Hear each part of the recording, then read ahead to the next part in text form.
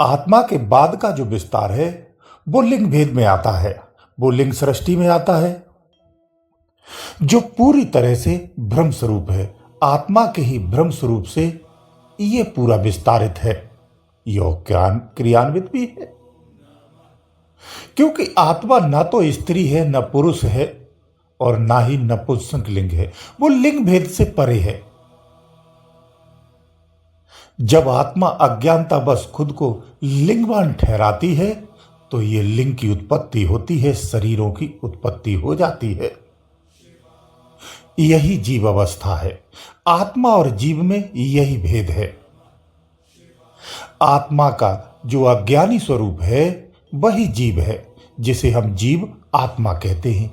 आत्मा और जीव के मध्य का अति सूक्ष्म से भी सूक्ष्म, बहुत बारीक अंतर है, जरा सा भेद है। बारीक परत के कारण जीवात्मा का सदा सदा अमरता में ऐसे ही बनी रहती है, मुक्ति होने तक ऐसे ही रहती है। इसी जीवात्मा को मुक्त होना होता है। जो बारीक भूल की परत है, वो भूल की परत हट जाती है तो जीव का अस्तित्व नष्ट हो जाता है, केवल आत्मा रह जाती है। जीवात्मा का अस्तित्व नष्ट हो जाता है। इसी अज्ञानता के कारण जो बारीकी परत है, जो हमारी जीव अवस्था रहती है, इस जीव अवस्था के कारण ही स्त्री और पुरुष का हमें आभास है, और ये शरीर भी इसी रूप में प्राप्त होते हैं। जहां तक पुनर्जन्मों की बात है, जन्म जन्मांतरों का क्या स्त्री स्त्री ही रहती है या पुरुष पुरुष ही रहता है, या ये बदल जाते हैं? अगर बदलते हैं तो किन कारणों से बदलते हैं, इन्हें आज समझिए।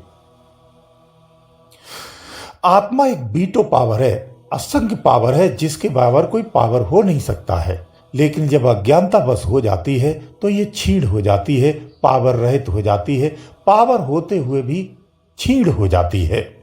यही अज्ञान अवस्था में वो जीव बन जाता है। वो निज की आसक्ति छोड़कर के संसार में आसक्त हो जाता है और खुद को लिंगवान ठहराता है, और उन्हीं लिंगों के संबंधित इन शरीर की इंद्रियों के सुख में लिप्त हो जाता है, उसी में आसक्त हो जाता है।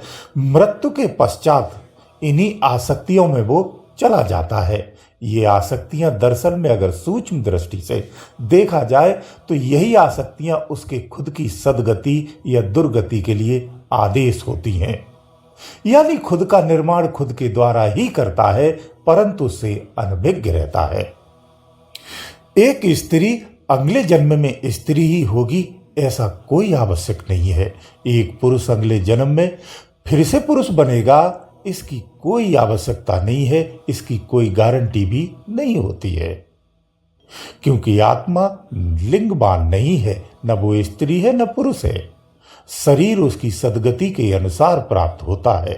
उसकी जैसी आसक्ति होती है, कर्मफल जैसा होता है, उसी प्रारब्ध के आधार पर ही उसे शरीर प्राप्त होता है।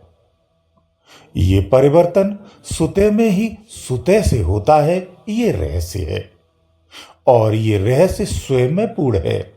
कोई बाहर से आकर के आपका परिवर्तन नहीं करता है, जैसा कि आप कहानी और कथाओं में सुनते हैं। एक मनुष्य जैसा विचारता है वो वैसा ही बन जाता है। ऐसे ही अंतिम क्षणों में जिसकी जैसी आसक्ति रहती है, जिन आसक्तियों में जाता है वो वैसा ही बन जाता है। इस तरह से स्त्री पुरुष का निर्माण होता रहता है। जब तक वो अज्ञानी है तब तक वो आसक्त है, और जब तक वो आसक्त है तब तक नर और मादा का जन्म उसे प्राप्त होता रहेगा। अगर वो नर है तो अपने आप को नर ही स्वीकार करता है, अगर वो मादा है तो अपने आप को मादा ही स्वीकार करता है, क्योंकि अपना रूप वो शरीर मानता है, और शरीर जैसा मिलता है वैसा ही वो अपने आप को समझता है। यही अज्ञानता होती है। इसीलिए स्त्री स्त्री पुरुष पुरुष बना रहता है, और स्त्री से पुरुष और पुरुष से स्त्री बदलते रहते हैं। अब यहाँ गहराई की बातें हैं, इसे समझ लीजिए। स्त्री और जो पुरुष का निर्माण होता है या शरीर मिलता है, वो आपके कर्मों के अनुसार नहीं मिलता है। ये रहस्य है, शायद आप इस पर विश्वास न करें, यथार्थ सत्य लेकिन यही है, आपके आसक्ति के अनुसार मिलता है, कर्मों के अनुसार नहीं मिलता है। कर्मों के अनुसार आपको स्थितियां और परिस्थितियां प्राप्त होती हैं, परंतु शरीर आसक्ति के अनुसार प्राप्त होता है। शरीर का प्राप्त होना कर्मों के फलों से बिल्कुल भिन्न स्थिति की क्रिया है, और कर्म फल प्राप्त होना बिल्कुल भिन्न है इससे। दोनों एक दूसरे से कहीं भी मेल नहीं खाते हैं।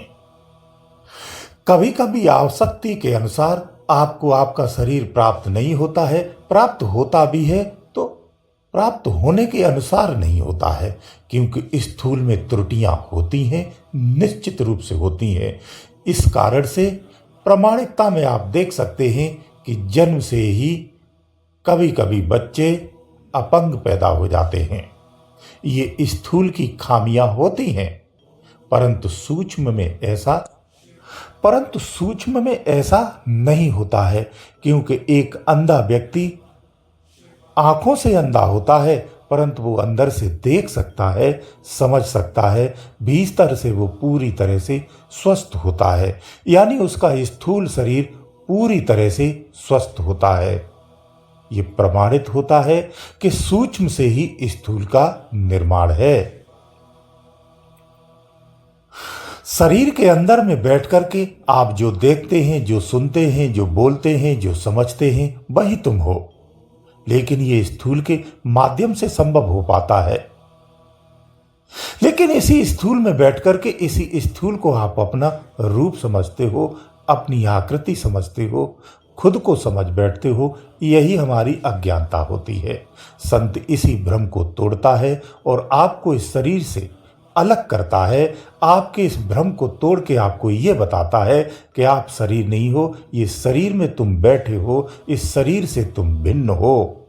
ऐसे शरीरों को तुमने जन्म जन्मांतरों से कईयों बार प्राप्त किया है और छोड़ करके आए हो, इसलिए ये तुम्हारा रूप नहीं है।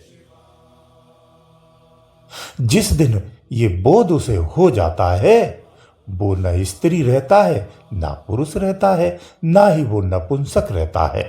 वो इन लिंग भेदों से परे चला जाता है, अपने निज स्वरूप में हो जाता है।